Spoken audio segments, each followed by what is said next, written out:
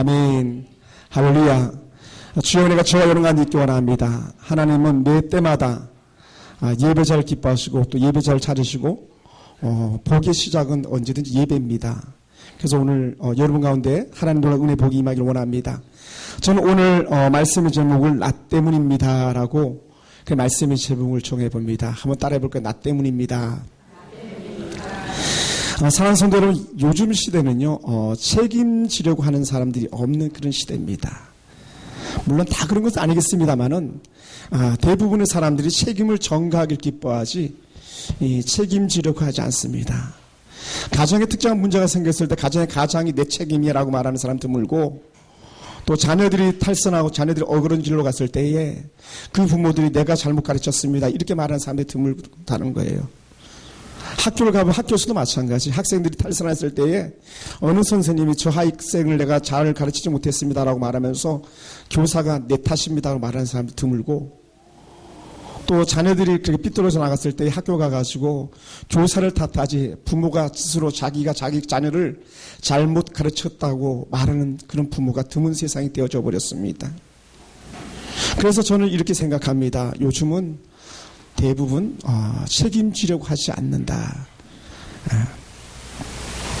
그런데 예수님께서는요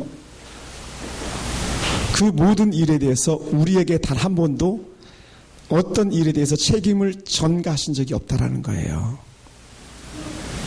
예수님은 오히려 책임지시는 분이셨고 우리의 모든 일을 책임지시는 그런 분이셨습니다.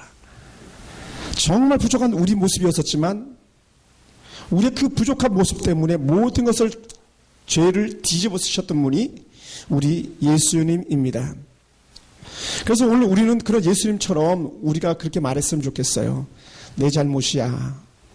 내 책임이야. 내가 책임질게. 이렇게 말한다면 그보다 더 큰 기쁨이 어디 있겠습니까? 그러나 오늘날 대부분 우리는요 그 말하기가 결코 쉽지 않은 그런 시대 속에 우리가 살고 있습니다.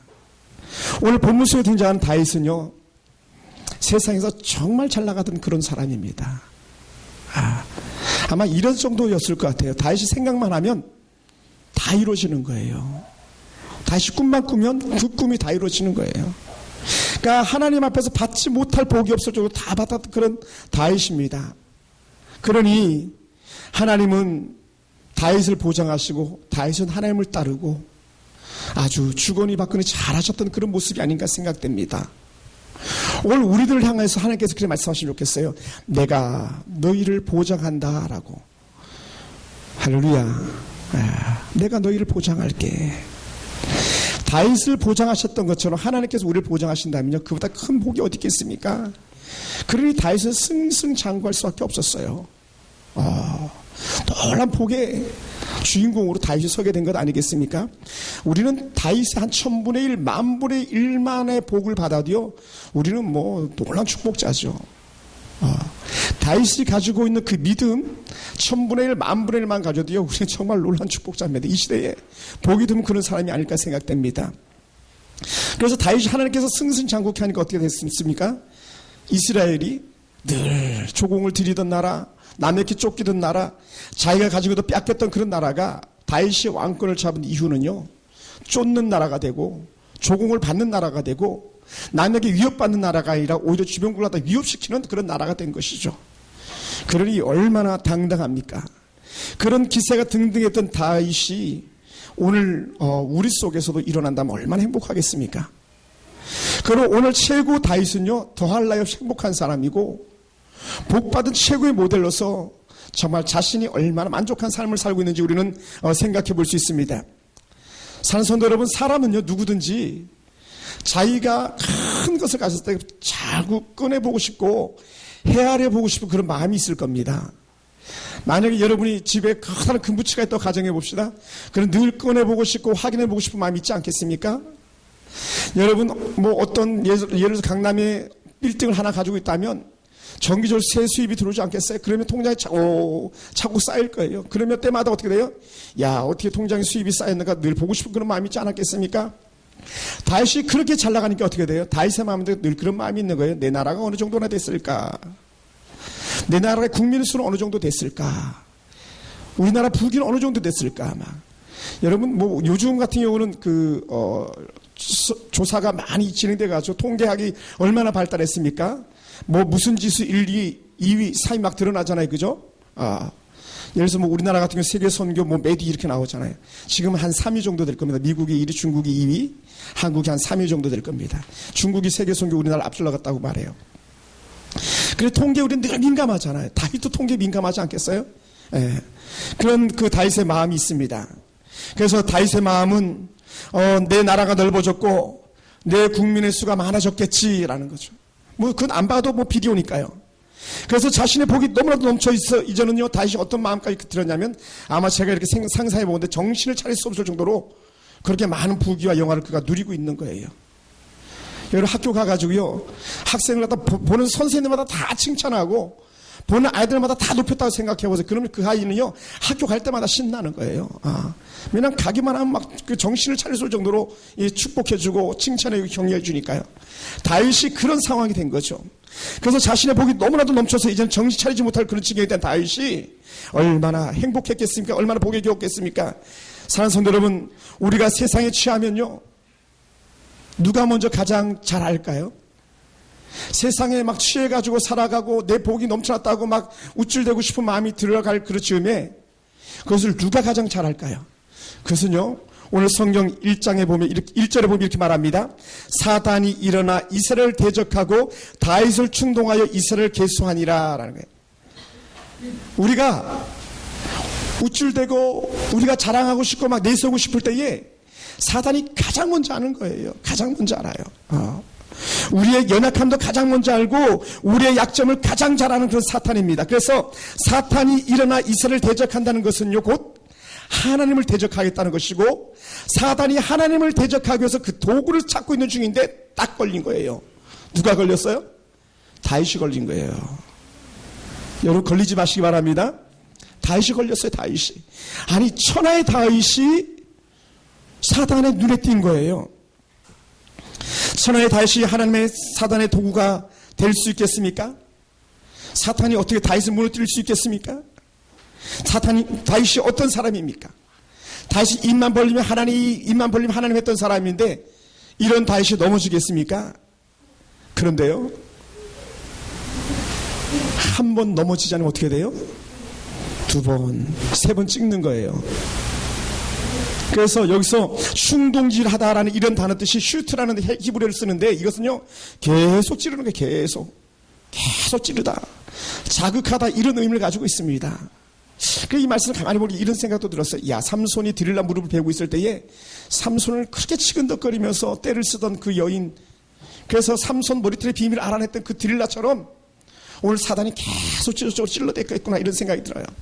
여러분 자녀들이나 부인들이 남편에게 뗐으면 듣습니까 안 듣습니까? 처음에는 이 양반이 지금 무슨 얘기하는 거야? 말도 안 되는 얘기하고 있는 거야. 그런데도 한 번 얘기하고 두 번 얘기하고 세 번 얘기하면 어떻게 돼요? 조금씩 움직이잖아요.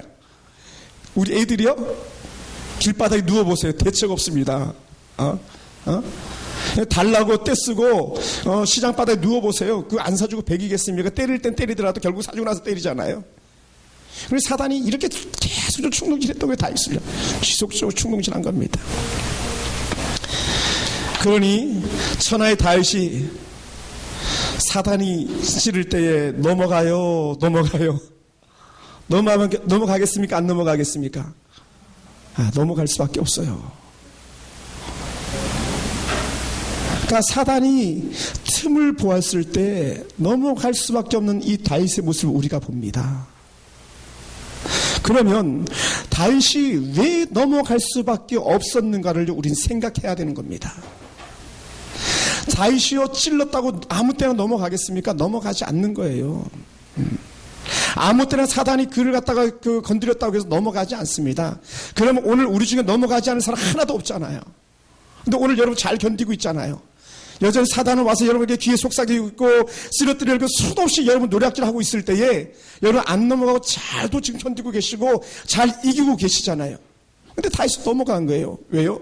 다윗이 사단이 요구하는 것이 뭔지를 잘 알고 있었기 때문에, 또 사단이 다윗의 마음을 너무나도 잘 알고 있었기 때문에 다윗이 어떤 마음이 있어요? 우쭐하고자 하는 마음이 있었습니다. 그리고 어떻게 돼요? 다윗에게 사단이 말하는 거 아니에요? 우쭐한 그 마음을 지켜 세워주는 거예요. 그런데 중요한 게 뭡니까?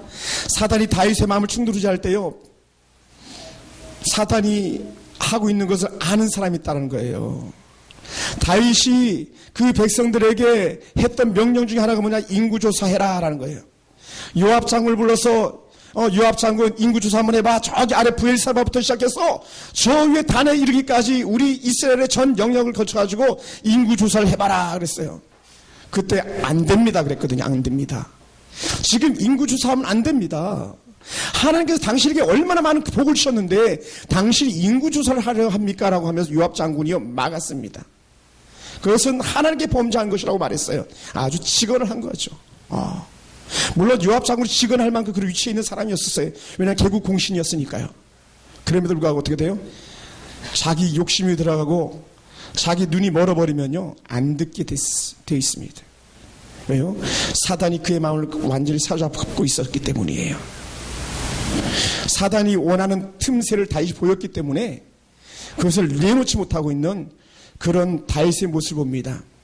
그러다 보니까 어떤 문제가 생기냐면요, 죄는요 더하는 힘이 있습니다. 그러니까 저는 이렇게 우리들이 많이 쓰는 용어를 해서 1+1이라고 한번 써보는데, 내가 죄를 범하면요 내가 범하는 죄로 끝나지 않는다라는 거예요. 문제는 내가 저 죄를 범함으로 주변 사람까지도 죄를 범하게 만드는 그런 힘이 있습니다. 그래서 죄가 어떻게 돼요? 나중에는요 눈덩이처럼 불어나게 하는 그런 힘을 가지고 있어요. 그리고 어떻게 돼요? 오늘 내가 쓰러지면 안 되는 겁니다. 오늘 여러분 각 사람이 쓰러지면 안 돼요. 왜냐하면 여러분이 쓰러지고 여러분이 죄를 범하면요 1+1 또 다른 사람이 따라서 쓰러진다는 거예요.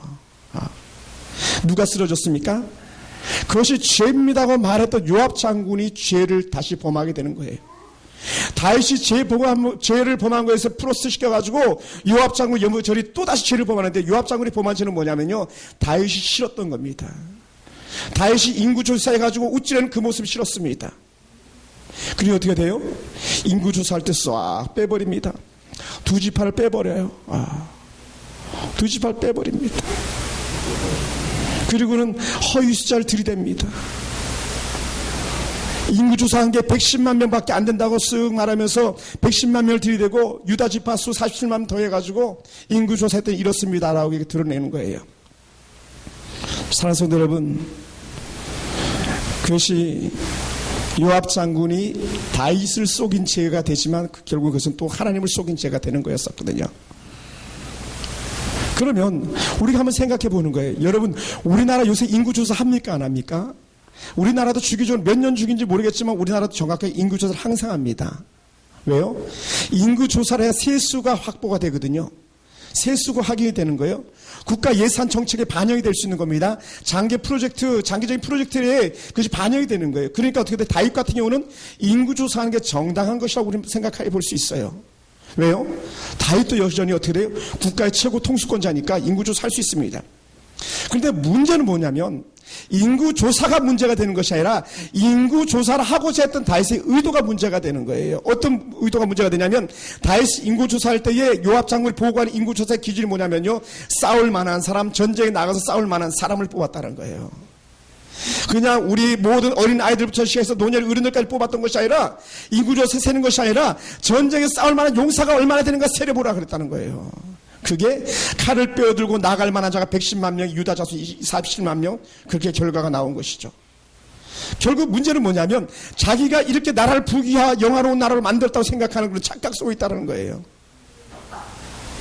그 나라는 하나님의 나라고 그 나라는 아버지께 통치하신 나라인데, 내가 이렇게 나라가 부강하겠다, 여전히 우리 바바를 한번 싸울 만한 사람 얼마인가 세려봐라 하면서 그 싸울 만한 인구 숫자를 세린 것이 다윗의 큰 죄입니다. 왜요?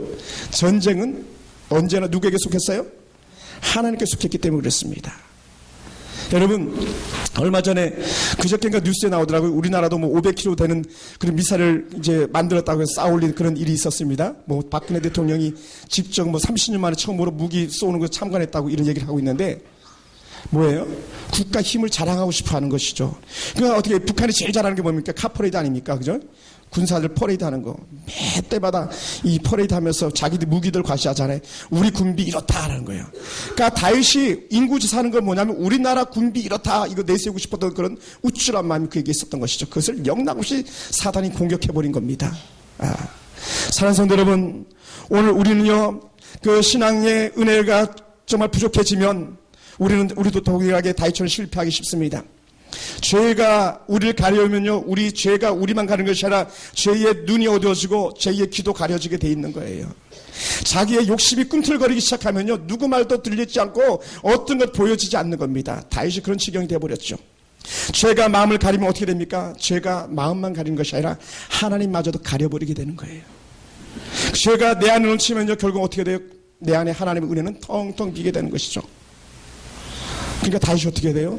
자기가 높아지는 순간에 하나님은 낮아지게 될 수밖에 없었고, 그가 죄로 채워지는 순간에 하나님의 은혜는 그에게 비어질 수밖에 없었던 그런 아픔이 그에게 있습니다. 그리고 지금 다윗의 마음에 뭐가 가득 차 있었어요? 죄가 가득 차 있는 것이죠. 그러므로 순간 다윗의 눈도 가려질 수밖에 없었고 다윗의 마음은 빌 수밖에 없었던 것을 우리는 볼 수 있습니다. 결국은 어떻게 되겠습니까? 다윗의 영성이 묻어지니까 다윗 주변의 사람들도 묻게 만드는 거예요. 자신이 영적으로 묻으면 다른 사람들도 죄짓게 만드는 데에 쓰임받는 것을 우리는 볼 수 있습니다. 그래서 어떻게 돼요? 우리는 하나님 은혜가 더해야 됩니다. 은혜가 더하면 은혜가 더하게 만들어 나가는 힘이 있습니다. 그러나 반면에 죄가 더하면 죄가 더하게 하는 힘이 있습니다. 사랑하는 성도 여러분, 오늘 우리 성황교회 성도들은요, 날마다 은혜가 더하는 데에 모두가 쓰임받길 주님 축원합니다. 그 여러분들이 하나님 은혜 가운데 영향력 있는 그리스도인으로 쓰임받기 원합니다. 죄는요 감해져서 흔적조차도 없어지기 원하고 하나님 은혜는 오히려 눈덩이처럼 불어나는 그런 역사가 우리 가운데 있어지길 주로 축원합니다. 할렐루야. 그것이 우리에게 필요합니다. 다윗이 자신이 가지고 있던 그 모습, 자신이 가지고 있던 그 자랑스러웠던 것 때문에 얼마나 많은 아픔을 겪겠습니까? 그가 자랑스럽게 여겼던 110만 명 때문에, 또 그가 자랑스럽게 여겼던 유다 지파 47만 명 때문에 그들은 아픔을 겪을 수밖에 없는 그런 상황이 되고 맙니다. 그래서 인구조사 결과적으로 어떻게 돼요? 사단이 다윗을 얼마나 충동지하고 조롱했겠습니까? 저는 다윗이 사단에게 들었던 말을 이렇게 한번 생각해 봅니다. 다윗, 너는 너무 높다. 다윗, 너는 너무 위대하다. 다윗, 너는 너의 높음과 너가 가지고 있는 그 부귀와 영화를 마음껏 자랑하라. 너의 위대함을 드러내라. 하나님이 아니라 너 자신을 드러내라. 너 자신을 드러내고 또 드러내고 또 드러내라. 그래서 결국 너의 높음을 자랑하라. 한마디 더 툭 던져 이런 말씀도 할 수 있지 않을까 생각됩니다. 너는 스스로 설 수 있다. 파고다 공원에 있는 I can do 하는 것처럼, 난 할 수 있어요 하는 것처럼. 뭘 할 수 있다고? 너는 하나님 없이도 할 수 있어. 110만 명이나 있잖아. 거기다 플러스 47만 명이잖아. 베냐민 지파 숫자도 안 세려왔잖아. 레위 지파 숫자 안 세려왔잖아요. 그 110만 명의 베냐민 지파, 레위 지파 숫자가 포함되지 않았거든요. 다 봐봐라. 두 지파는 아예 숫자 포함시키지도 않았다. 그럼에도 불구하고 110만 명 플러스 47만 명이다. 너 세다. 사단이 다윗을 높이면서 어떻게 돼요? 다윗을 높이지만 속으로 뭐라 그러겠어요? 아유, 저 바보. 사랑하는 성도 여러분, 다윗이 스스로 높음을 자랑하고 싶었고 부귀를 드러내고 싶었을 때에 그 대가는 너무 처절하다는 겁니다. 하나님이 주셨음이 아니라 자신이 이뤘다고 생각하는 순간에 다윗은 아주 무지한 고통을 그가 겪어야만 했었습니다. 다윗의 순간 선택, 죄에 대한 보응은요, 너무나도 대가가 처절했습니다. 그 대가가 뭡니까? 초이스 선택해라. 다윗, 너가 인구조사한 죄를 내가 너에게 묻겠다. 선택해라. 너 3년 기근을 원하겠느냐? 아니면 너가 3일 동안 적군에게 쫓겨다니겠느냐? 아니면 3일 동안 온역이 내려가지고 질병으로 해서 연병이 돌게 하겠느냐? 선택하라 하는 거예요. 여러분, 혼나는 거 빨리 끝내는 게 좋잖아요, 그죠? 그러니까 3년 노 했어요. 3년. 3년 안 되겠습니다. 그럼 다윗이 직접 적군에게 쫓겨다닌다고 생각해 보세요. 그보다 또 자기가 초라할 때가 어디 있겠습니까? 그러니까 그것도요, 내가 3일 동안 적군에게 쫓기는 것도 아닌 것 같습니다. 노 했어요. 그러면서 세 번째 택했던 게 뭡니까? 3일 온역 그거 감당하겠습니다. 3일 동안 전염병 도는 거 그거 그냥 감당할게요. 그거 그 벌 주세요. 그 벌 주세요. 네. 근데 그 벌에 대한 대가가 얼마라고요? 무려 3일 동안에 7만 명이 죽어나가잖아요. 지금 우리 질병들 때문에 우리가 얼마나 많이 마음을 쓰고 있습니까? 근데 무려 7만 명이 불과 3일 만에 죽어나가는 거예요. 그 인구조사 한번 하고 싶었던 우쭐했던 마음에 그 죄가 백성들에게 전가돼 가지고 그 백성들이 곳곳에서 죽음의 소리가 들리고 있는 것 아니겠습니까? 사랑하는 성도 여러분, 하나님의 은혜를 저버리고 잠시 높아지고 했던 결과 너무 가혹하지 않습니까? 왕의 순간적 잘못된 판단으로 애매하게 7만 명이 목숨을 잃었으니 왕이 어찌 몸둘 바가 있겠습니까? 사랑하는 성도 여러분, 만약에 우리가 오늘날 이런 모습을 바라본다면요, 우리는 뭐라고 말하겠습니까? 다 누구에게 탓을 돌리겠어요? 네.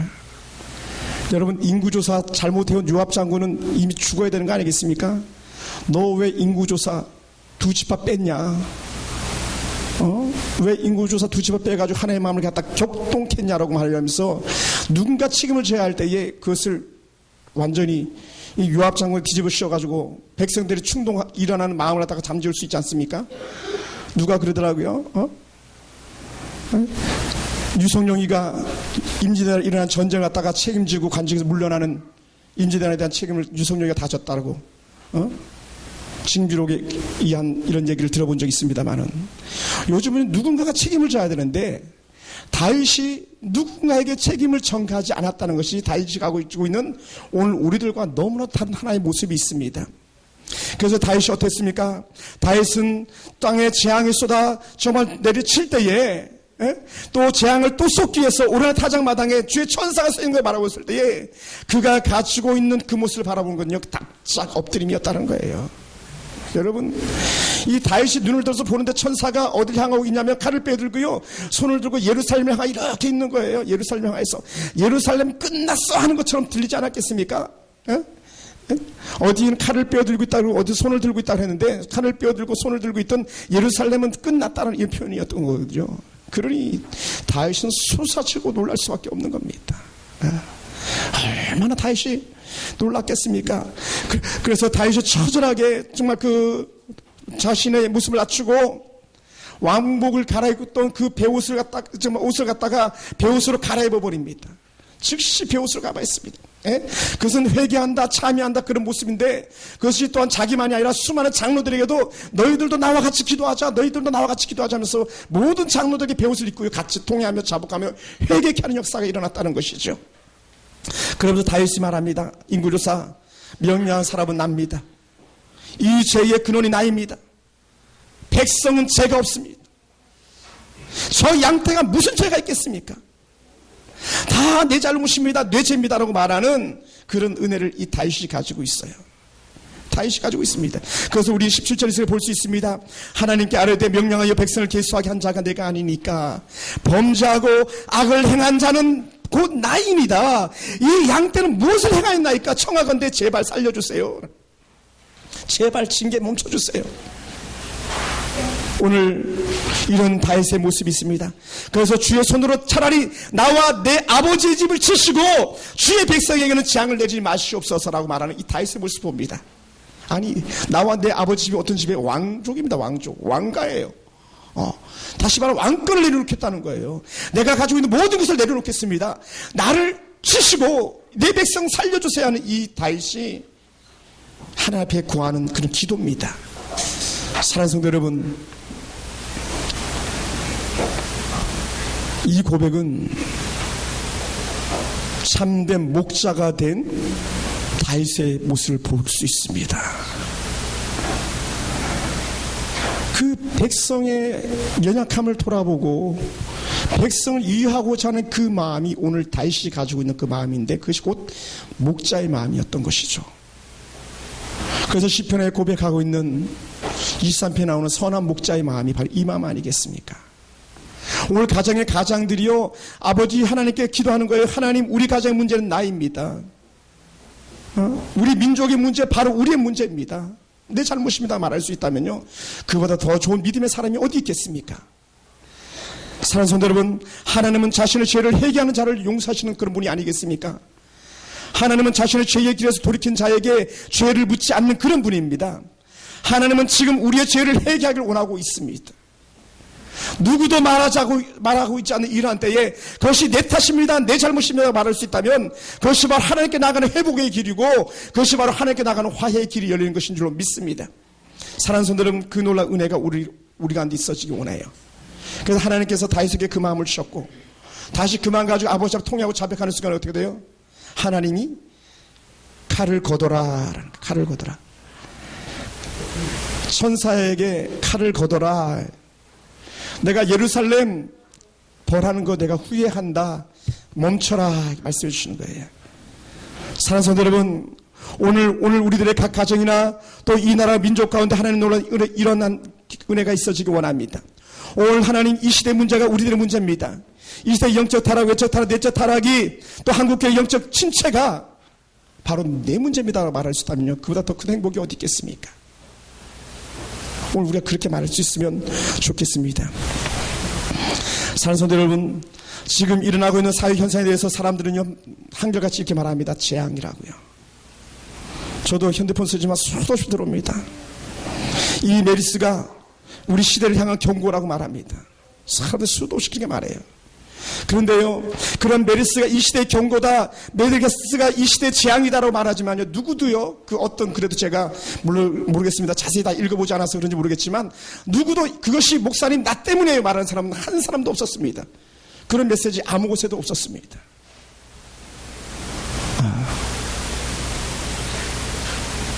어느 누구도 그 아픔을 겪고 있는 이 민족의 아픔을 갖다가 내 잘못이라고, 우리 교회 잘못이라고 말하는 사람 없었고, 우리 기독교가 참여해야 된다고, 통회하며 자복해야 된다고 그렇게 말하는 사람 보지 못한 것 같습니다. 사람들은 이런 메시지를 줄 때에 말했습니다. 이런 그 메르스가 일어날 때에 하나님이 우리에게 경고하는 거야, 우리에게 징계를 하고 있는 거야 말했을 때에, 그러면 그 징계의 원인이 어디서 있는 거예요? 재앙은요 반드시 원인이 있는 거거든요. 왜 그런 메르스가 왔겠는가?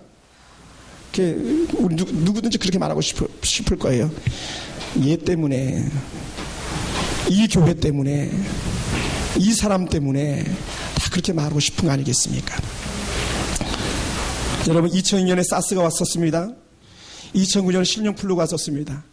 작년에 우리나라는 아니었지만 에볼라가 세상을 갖다 들썩들썩 시켰습니다. 알지 못하는 질병, 새로운 질병들이 자꾸만 늘어나고 있습니다. 이런 질병 속에 사람들의 마음은 점점 불안할 수밖에 없었고, 또 정치인들은 불안한 마음을 더 조장해가지고 또 더 조장해서 국론을 분열시키는 그런 모습들도 없지 않아 있었습니다. 체계가 잡혀있지 않았던 그런 나라에 어떻게 질서가 잡히겠습니까? 지금부터 기초를 잘 나와야죠. 지금부터라도 우리가 바른 길로 가고 우리나라가 바른 질서를 세워야 되지 않겠습니까? 오늘 우리가 먼저 그런 은혜의 마음을 가져야 되지 않겠습니까? 사람들은 그 노출되어진 그 위험의 불안감을 감출 수 없는 그러한 때에 오늘 우리가 안정을 시키고 우리가 하나님을 바라보면서 하나님, 내가 주 앞에 회개합니다, 이 고백이 우리 가운데 있어지길 주로 축원합니다. 사랑하는 성도 여러분, 사람들은 수도 없이 말했습니다. 6월 9일 날 있는 동성연애 축제가 이런 그 재앙을 끌고 온 원인이다라고 말합니다. 물론 충분히 그럴 수 있습니다. 제가 검색해보니까 2000년도부터 이미 우리나라는요, 신촌 홍대 쪽에서 대학 동성연애 축제가 이미 이루어지고 있었다고 말하더라고요. 만약에 메르스 때문에 6월 9일 날인 동성연애 축제가 안 하게 된다면 우린 너무나 기쁜 일입니다. 그럼에도 불구하고 우린 다시 한번 기억해야 됩니다. 왜 이 나라의 동성연애가 창궐할 만큼 우리가 그 브레이크를 걸지 못했는가? 왜 우리가 우리 자녀들을 교육하지 못했는가? 왜 우리 시대가 세상의 악한 풍습을 인해서 정말 이 나라가 이렇게 들끓도록 우리의 교회는 뭐 했는가? 나는 뭐 했는가? 그걸 돌아보는 거예요. 사랑하는 성도 여러분, 오늘 우리가 그런 영적 각성이 우리 가운데 새롭게 일어나기를 주로 축원합니다. 그래서 이 민족의 모든 문제가 내 탓이라 다시 한번 말할 수 있다면 우리는 또다시 21세기 다윗 같은 하나님의 사람으로 또 이스라엘을 회복했던 그 하나님의 놀라운 은혜가 나타나지 않겠습니까? 역대하 7장에서 주께서 우리에게 말씀하셨습니다. 내 이름으로 일컫는 내 백성이 그들의 악한 길에서 떠나 스스로 낮추고 기도하여 내 얼굴을 찾으면 내가 하늘에서 듣고 그들의 죄를 사하고 그 땅을 고칠지라. 사실은 오늘 다윗이 하나님 그것이 내 죄입니다, 내가 이제 두 번 다시 그런 죄를 짓지 않겠습니다 하는 그 마음이 다윗에게 있었던 것이죠. 그래서 어떻게 돼요? 그 재앙이 스톱된 거예요. 사랑하는 성도 여러분, 거침없이 무너져가고 있는 한국교회, 하나님 이제는 내가 더 이상은 세상의 헛된 것 가운데 마음을 빼앗기지 않겠습니다. 정말 진짜 예수쟁이처럼 살겠습니다. 하나님 내가 정말 예수꾼으로 살겠습니다. 이 부분이 오늘 우리 가운데 있다면요, 우리 중에서 어떤 한 사람이라도 그런 마음을 가지고 있다면 이 민족에게 새로운 영적 대안이 될 줄로 믿습니다. 오늘 우리가 그만 가지고 산다면요, 여전히 창궐하고 있는 이 땅의 그 많은 부정과 부패와 그 질병과 각사의 흉흉한 소문들이 오늘 여러분 한 사람의 기도로 회복된 역사가 나타나게 되길 주로 축원합니다. 사랑하는 성도 여러분, 오늘 이 시대에 아픔을 주고 있는 메르스라는 그 어떤 것보다 더 무서운 것이 있어요. 더 무서운 게 뭘까요? 그것은 하나님이에요. 하나님. 어떤 질병보다, 어떤 세상의 악한 풍습보다 더 무서운 것은 하나님이에요. 그래서 우리는 세상을 두려워하는 것이 아니라 우리가 하나님 앞에 두렵고 떨림으로 매일 매 순간마다 산다면 우리는 정말 행복한 그리스도인으로서 승리하게 될 줄 믿습니다. 사랑하는 성도 여러분, 우리가 하나님의 눈밖에 나면 세상 그 어떤 것들도 우리는 감당할 수 없습니다. 그러면 오늘 우리는 더 이상 하나님을 욕되게 하는 그런 사람들이나 그런 교회가 아니라 하나님의 이름을 드러내고 하나님을 높이는 데에 우리가 쓰임받게 되길 주로 축원합니다. 그럴 때 하나님께서는 우리를 죽이실 분이 아니라 살리실 분이에요. 우리나라를 멸망의 구덩이에 쳐넣을 하나님이 아니라 멸망의 구덩이에서 건져 올리실 그런 하나님이신 줄로 믿습니다. 지금 주님이 찾으시는 그 한 사람의 예배자, 지금 아버지 앞에 뜻을 정하고 내 인생의 문제 책임져 달라고 고백하는 그 문제, 그거 가지고 주 앞에 부르짖는 기도자, 그 사람을 통해서 이 시대 새로운 소망 역사가 드러나게 될 줄로 믿습니다. 오늘 우리가 드리는 이 귀한 예배를 통해서 무너진 우리의 신앙이 회복되기 원하고, 오늘 우리가 내 탓이라 말하는 순간에 이 민족의 새로운 소망, 여러 가정의 문제들이 다 떠나가는 은혜가 임하길 주로 축원합니다. 하나님은 살아계십니다. 기도하겠습니다. 하나님 감사합니다. 주의 놀라운 은혜가 우리 가운데 임하고 주의 놀라운 능력이 우리 가운데 나타나게 되기 원합니다.